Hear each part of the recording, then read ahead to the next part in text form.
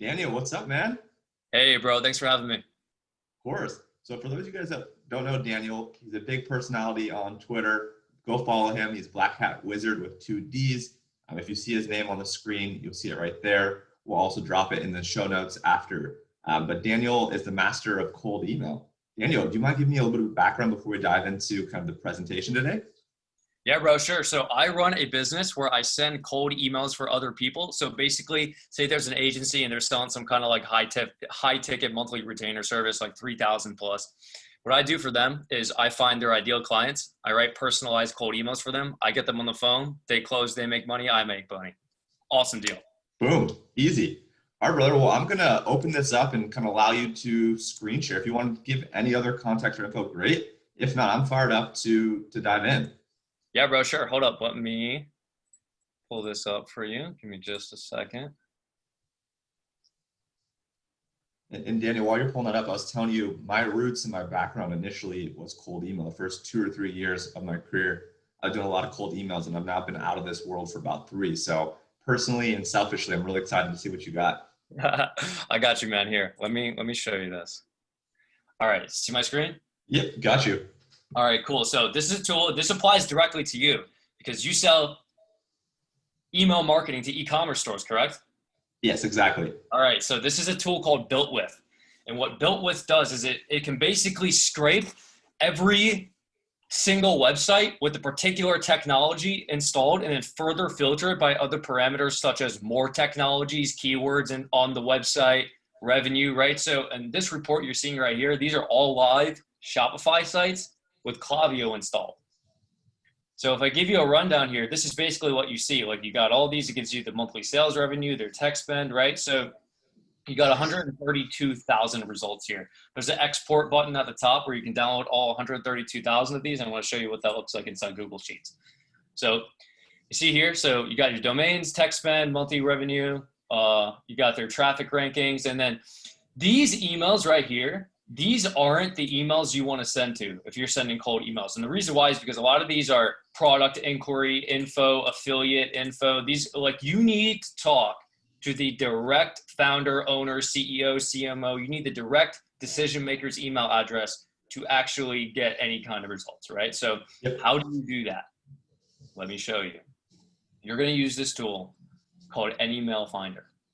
And what AnyMail Finder does is it lets you go to a file upload section. You click upload file. Basically what you'll do is you'll upload a file that looks like this. So say for instance, we want to find, let's say we copied all 132,000 of these. You're going to make another thing like this. You're going to have 2 columns, domain title. So in this particular instance, I'll do founder, comma, owner. I'll fill that to the bottom. What you would do is save this as a CSV. And then you would upload that CSV to the bulk upload here on AnyMail Finder. And now here is what is going to be spit out. So you see here, you'll have domain, company name, title, first name, person name, result title, LinkedIn URL, and email, right? Yep. The direct person. So all of these are founders and CEOs of this particular business right here. So now do you see this column over here titled first line? Yep. Right. So imagine you're sending a cold email. Let's compare this to if you were getting direct mail. Like if you go into your mailbox and you see there's a bunch of ads, and then you see there's also a handwritten envelope with your name and address on it, very clearly written in pen. You're going to throw out all of the ads and you're going to open the letter with your name written on it. It's so clearly obvious that it is directed specifically to you. And the same thing applies with cold email, right? So you can't send mass cold email. You need low volume, extremely sniper targeted cold email campaigns that are so clearly obvious. A lot of people, when they say, oh, I send personalized cold emails, what they do is they like to mix up a bunch of different merge fields together. Like, hey, name, saw you were the title at company. That's garbage. Doesn't work. What you do is, in my case, I hire freelancers to write this first line part here, right? So you've got this list spit out from AnyMail Finder, and now you've got their LinkedIn right here. So all you do is you visit their LinkedIn, you read it, and you find something that you can compliment them on. So let's say right here, Parker's beginning story is absolutely touching. Great job keeping your roots alive and spreading hope. Love that pillow guys infused comfort, style, and simplicity into its bedding designs. All right, so these are just compliments. And now, Love that. now that you've got all your compliments, right? Let's say you got like 100 people here. You got 100 compliments. I use Mailshake to send my cold emails. So what I'll do in Mailshake is I'll go, hey name, first line, right? Says the first line is the first thing you see in the cold email. It's so absolutely obvious that it is to them and not to any other person. This email is specifically for them. And now someone might be asking, okay, so what do I write after that? Like, how do I pitch my service effectively to actually get a response to my cold email? I'm going to write that out for you right now. So let's say we do, hey name, first line. Now let's take your service as an example. My name's Chase, and I run a business that you sell email marketing, and I run a business that manages email marketing for e-commerce stores. And now here's what you want to do. One sentence case study, right? Just recently, I helped brand, name drop the brand, right? Increase their monthly email revenue from $11,000 per month to $94,000 per month with just a couple small tweaks to their email flows. Now I'd love to do something similar for you. Do you have time for a quick call this or next week? Bam, easy. And now I'm so confident in the results of this because I have a client that also sells email marketing to e-commerce stores. And this is exactly what I do. It's the same thing every time. I get him like a 4% meeting book rate, like doing these personalized lines and like this structure of an email, right? So I send 100 emails, he gets 4 meetings. Let's say he closes at 25 to 50%. Dude's making money, right? It's the same thing every time, bro. It's just over and over and over again. It's like a dial. It's like you got your freelancers writing these first lines because you have 132,000 leads now. So that's leads for the rest of your life. Just bang out more first lines, turn the dial up, and decide how much money you want to make. That's it. I love this. This is fire. Yeah, that's all you do, bro. And I know this is your business, so I hope you copy it and just start doing it. Yeah, no, I love this. So couple questions, if you don't mind. Sure. So when you're working with, say you're working with me, right, on this, are you emailing from my domain or yours? Yeah, so when I have a client, I'm sending from their name. So for instance, what I like to do is you don't want to send cold emails from your main domain. And the reason why is because you might burn that domain. You're going to eventually burn a domain that you're sending cold emails from, right? And you know your domain is burned if it's getting less than like 30% opens, right? So what I have them do is I tell them buy a second domain that looks semi-similar to your main domain and then permanently redirect it to the main domain. And now if you notice inside cold emails, I don't put links. And the reason why is because links will increase the probability that you go to spam. And you're not trying to get them to go to a link. You're trying to get them to respond to you and schedule a call with you. This is manual, right? And the thing with it is 95% of people who are going to respond to you are just going to look at your sending domain, type that into the URL bar, and it's going to redirect to your main domain. And if you really, really want to ridiculously increase your conversions, here's what you put in your landing page. Video sales letter of you. It can either be like your face or a Google presentation. And then directly below that, client interviews. Like get them on a Zoom call, record it, talk about your results. So your VSL, client review, embedded Calendly link at the bottom. Easy. Easy. Yeah. So a couple things I want to point out. So for example, if my domain is chasedimond.com, I might want to buy chasedimond.co, right? Or chasedimond.io, go into GoDaddy, Namecheap, wherever, go into the DNS sections, do the forward to the .com, right? So everyone clear there, all good. And then on your landing page, right, it's really just a way to, hey, I'm a real person, this is me, and here's my social proof. Is that correct? Exactly. Yeah. Awesome. Yeah. And You're never directing them to the landing page. It seems counterintuitive, but I promise you, put yourself in the shoes of you getting a cold email. Like, let's say you got a cold email and you're interested in the service. You're not going to just respond to that person without looking them up. Like, you're going to look them up nearly 100% of the time. yeah, and for me, I always look at website and then I look at social, right? I either look at LinkedIn or their Twitter, something like that. So for you, right? So again, this might be some more of the secret sauce, maybe it's not. So for you, say you're working with me, right? And I'm a brand new agency. So my domain, chasedimond.com, and the .co that I'm going to buy for this is brand new. Do you follow any kind of like initial sending patterns, like, send to your friends first, or only send 5 emails per day? Like, can we talk about volume? Yeah, 100%. So what you want to do when you first get a new domain, you cannot send on that domain for at least 2 weeks. And you need 3 things on your domain when you first buy it. So when you buy I like to do it through Google domains.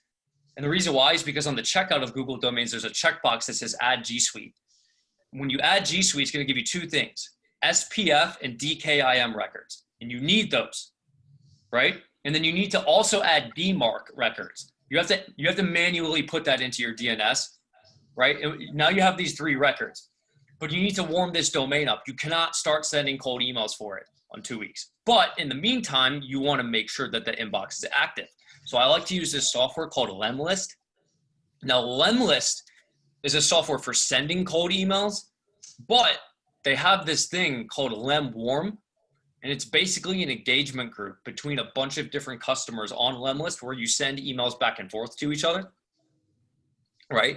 And if your email goes to spam, it automatically unmarks it as spam. If it goes to promotions folder, it unmarks it as promotions folder. So you're sending cold emails and then it's replying from other people's emails.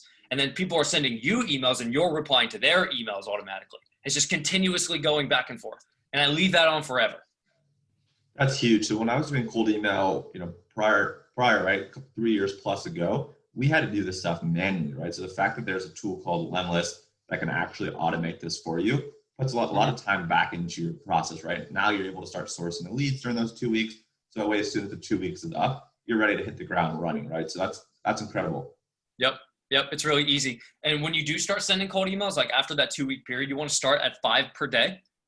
The next week, 10, the next week, 20, the next week, 40, max it out at 70. Every time I've had a domain blacklisted, it's because I went above 70. It's just too much. Like, especially when you're replying to people, like if you're sending 70 per day and you're getting a 15% response rate, that's an insane amount of emails to be sending. It's so atypical of a normal person. Even 70 is a bit too much. I don't like to go above 60 because I need room to be able to reply to these people without like Google being like, okay, this is too much. Like this isn't normal, right? Yep. And what I really like here about what you're saying versus what I hear a lot of other people say, right? You're all about the quality, right? If the 60 or 70 people that we're hitting per day once we kind of warmed up and ramped up are really high quality, really high touch, right? They're people that can afford to pay you. Personalizing with this first line, and you're saying all the right things. You don't need to be sending 500 emails a day, 1,000 emails a day, right? Yeah, absolutely not. Yeah, and this really goes back to only pitch people you want to work with in the first place. Because it's like you don't want 30 sales calls a week. Why would you want that many? It's so much time. It's like, dude, I want 4 and that's it. Like I don't even want more than that. If I can close at 50%, like it's a shit ton of money.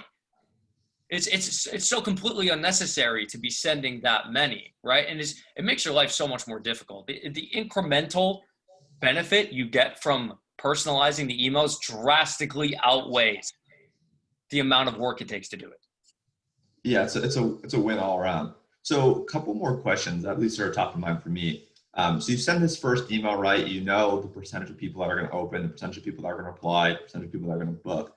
How many follow-ups do you send for the people that aren't in the buckets of engaging? Like, do you send another email, 2 more emails, 3 more emails? What does that look like?